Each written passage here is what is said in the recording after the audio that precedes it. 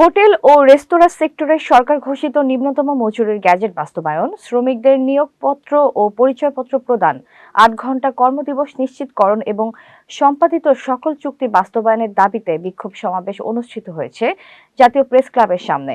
মোহাম্মদ শাহজালাল উজ্জ্বলের তথ্যচিত্রে বিস্তারিত। সমাবেশে বক্তারা বলেন, দীর্ঘদিন ধরে হোটেল রেস্তোরাঁ খাতের শ্রমিকরা ন্যায্য মজুরি ও মৌলিক অধিকার থেকে বঞ্চিত হয়ে আসছেন। সরকার ঘোষিত নিম্নতম মজুরির গ্যাজেট বাস্তবায়ন না হওয়ায় শ্রমিকদের জীবনযাত্রা ক্রমেই দুর্বিষহ হয়ে উঠছে। বক্তারা আরও অভিযোগ করেন, শ্রম আইন বাস্তবায়নের আন্দোলন ও সংগঠনকে দমনের লক্ষ্যে মালিকপক্ষ নানা ষড়যন্ত্র ও চক্রান্তে লিপ্ত। শ্রমিক নেতাদের নামে মিথ্যা মামলা দায়ের করে আন্দোলনকে দমিয়ে রাখার চেষ্টা চলছে, যা অবিলম্বে প্রত্যাহারের দাবি জানান তারা। ঘরে বা ইন্ডাস্ট্রিতে মেঘনা স্টার কেবলস, বিশুদ্ধ কপারের নিরাপদ কেবলস, আপনার নিরাপত্তার সঙ্গী। শ্রমিকের দাবি নিয়ে কথা বলে নাই, এরা সভ্য সমাজের মানুষ হতে পারে না, এরা শিক্ষিত সমাজের মানুষ হতে পারে না।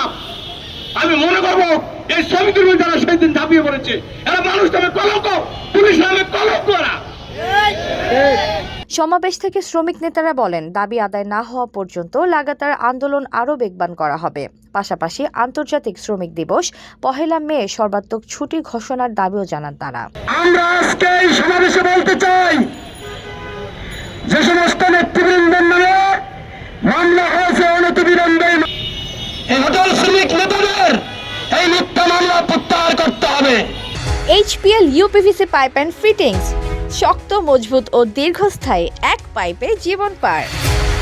হোটেল রেস্তোরাঁ সেক্টরে সরকার ঘোষিত নিম্নতম মজুরি ও শ্রম আইন বাস্তবায়ন সংগ্রাম পরিষদ এর ব্যানারে আয়োজিত এই সমাবেশে বিভিন্ন শ্রমিক সংগঠনের নেতাকর্মীরা অংশগ্রহণ করেন। এবং এখনো ষড়যন্ত্রমূলক মামলা হচ্ছে। আমরা আজকে এই সমাবেশে বলতে চাই। এতক্ষণ আপনাদের সাথে ছিলাম তামান্না ইসলাম তন্নি। প্রতিদিনের নিউজ আপডেট পেতে আমাদের সাথেই থাকুন।